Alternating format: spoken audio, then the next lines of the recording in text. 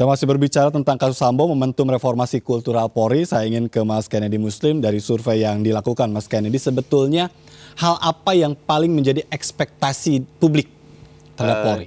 Ya, kita menemukan bahwa dari survei yang kita lakukan ini ketika 17 Agustus survei 11 sampai 17 Agustus memang saat itu kan terkait motif itu masih menjadi desakan publik gitu ya, dan itu kita temukan, kita tangkap dari hasil survei memang sekitar 65% responden itu berharap ingin bahwa motif itu dibuka secara transparan oleh Polri gitu. Dan hanya sekitar 29% yang kira-kira mengikuti saat itu statement Polri bahwa untuk menjaga perasaan gitu. Tapi namun kita lihat 2 hari terakhir kan memang Kapolri dalam RDP sudah mulai terbuka terkait motif bahwa ini tidak bergeser dari isu kesusilaan. Baik, tapi gitu. Keterbukaan Polri dalam konteks pengungkapan kasus ini di capture positif ya oleh publik ya? Ya, sangat. Dan dari surtel kita ini kita memang menanyakan secara rinci setiap langkah Kapolri semenjak penetapan Irjen Verdi Sambo tersebut, dan misalnya soal autopsi ulang, soal pemakaman kedinasan Brigadir J, dan setiap langkah Kapolri itu kita tanyakan tingkat dukungannya, dan publik merespon positif langkah Kapolri tersebut dalam kerangka ingin membuka kasus itu seluas-luasnya dan seterang-terangnya. Baik, bagaimana dampak dari kasus ini dalam konteks kepemimpinan Pak Jokowi? Ini ada kaitannya kan? Ya, tentu kita menemukan korelasi ya, semakin trust terhadap penegakan hukum itu menurun, tingkat kepuasan terhadap approval rating Pak Presiden juga menurun gitu loh. Itu pola yang kita temukan, terutama pada kasus ini kita menemukan ada satu data yang menarik, yakni alasan ketidakpuasan terhadap Presiden Jokowi biasanya alasan soal penegakan hukum yang adil itu selalu di ranking bawah di sekitar angka 1%, namun di survei terakhir yang kita lakukan itu penegakan hukum itu naik menjadi 7% gitu, menjadi top 5 issues gitu loh. Baik, begitu besar perhatian publik begitu, dan salah satunya tentu ini harus dijadikan sebagai momentum bagi Polri ya. Saya ingin ke Mas Taufik, apa hal yang menurut Anda terjadi permasalahan kultur di tubuh Polri? Apakah ini erat kaitannya dengan leadership atau ada faktor lain? Ya, ini kan sebenarnya persoalan klasik ya. Tadi sudah dikatakan bahwa reformasi kultural ini memang hal yang paling sulit dilakukan ya.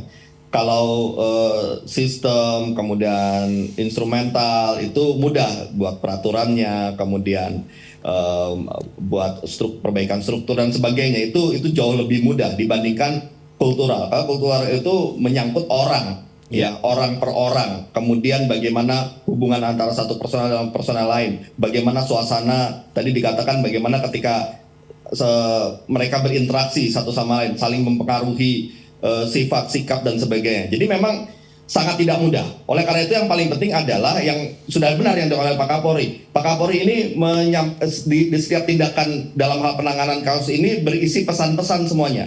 Yang pertama, ya harapan publik bahwa kita ingin agar penanganan kasus ini transparan.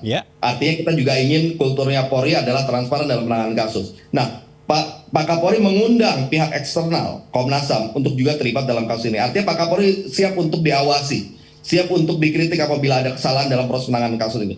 Yang kedua juga publik juga selama ini melihat bahwa pihak kepolisian itu seringkali menutup-tutupi kesalahan. Kan anggapannya seperti itu yang muncul.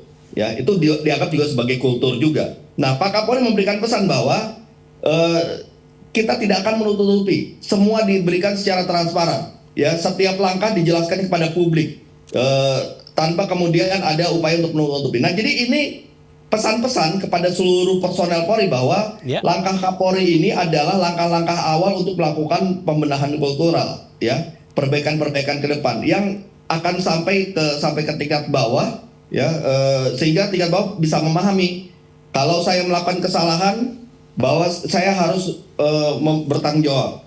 Kalau saya melakukan kesalahan, pimpinan Polri tidak akan memberikan pengampunan, akan menindak tegas. Kalau saya melakukan upaya untuk menutupi, pihak pimpinan akan meminta untuk membukanya secara transparan. Nah, jadi itu pesan-pesan yang merupakan langkah awal yang bisa menjadi hal yang baik, hal yang positif untuk kita memulai pembenahan kultural ini. Baik, tapi tadi saya ingin ke Pak Bekto ya, sulit. Apa hal yang menurut Anda menjadi sulit ya? Apakah memang tadi kan sebetulnya dari sisi tingkat pendidikan hal-hal baik itu sudah diajarkan begitu. Pak Bekto, dari pengalaman Anda apa yang membuat sulit?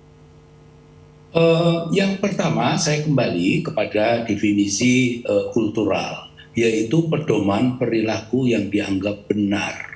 Ya, pedoman perilaku yang dianggap benar. Jadi dipikir, ya, polisi ini kan merasa dia bisa mencegah kejahatan. Iya. Dia merasa bisa menanggulangi kejahatan. Kenyataannya apa? Bisa kan tidak bisa. Ya, jadi apa yang dipikirkan dengan apa yang dilaksanakan itu kadang-kadang berbeda, dan itu kan setiap hari itu dilakukan ya oleh anggota polisi. Polisi yakin bahwa dia pelindung, pengayom, pelayan masyarakat. Apa betul dari pagi dia berangkat ke kantor sampai sore, kapan dia melindungi, kapan dia melayani, kapan dia mengayomi masyarakat? Iya. Ya, kemudian percaya bahwa polisi itu adalah mampu mengatasi semua masalah. Bagaimana masalah bisa diatasi kalau polisinya itu banyak berada di kantor? Ya, kita lihat ini hari-hari ini, ya, bukan hari-hari ini sudah berlangsung begitu lama. Polisi itu kalau dicari susah, tapi kalau nyari polisi di kantor banyak. Ini kan harus dirubah. Iya. Ya, namanya melindungi, mengayomi, melayani masyarakat itu di tempat-tempat yang ada masalah. Baik. Dan itu dibiarkan. Apakah ini erat kaitannya sama leadership, Pak Bekto?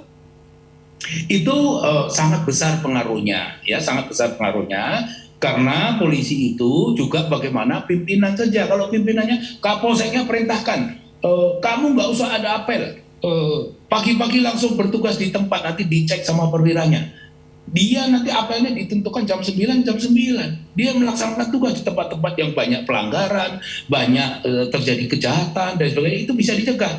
Bagaimana bisa mengatasi masalah kalau polisi tidak melihat data kejahatan? Padahal data kejahatan itu begitu lengkap. Di Polsek, di Polres, di Polda itu lengkap, tapi jarang dipakai. Ya, jarang dipakai, termasuk kerjasama. Ya, misalnya antara polisi lalu lintas dengan reserse, dengan intelijen, dengan binmas dan sebagainya, Ya. itu jarang dilakukan. Baik. Ini masalah. Baik, jadi ada hal yang memang menjadi krusial tadi kenapa ini juga menjadi sulit untuk terimplementasikan. Tapi dari Komisi 3 juga kemarin sempat juga ada yang menyoroti soal gaya hidup, ada jagoan-jagoan di tingkat daerah begitu. Seberapa dalam tanda petik parahkah itu?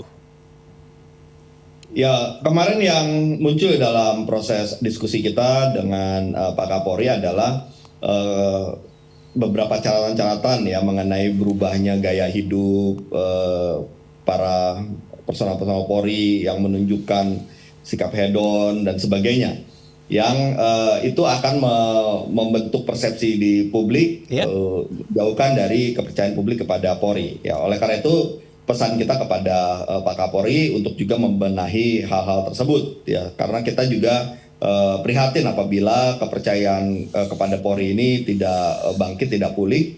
Padahal kita sangat membutuhkan Polri yang dapat dipercaya sehingga setiap kerja-kerja Polri itu akan menghasilkan suatu hal yang maksimal.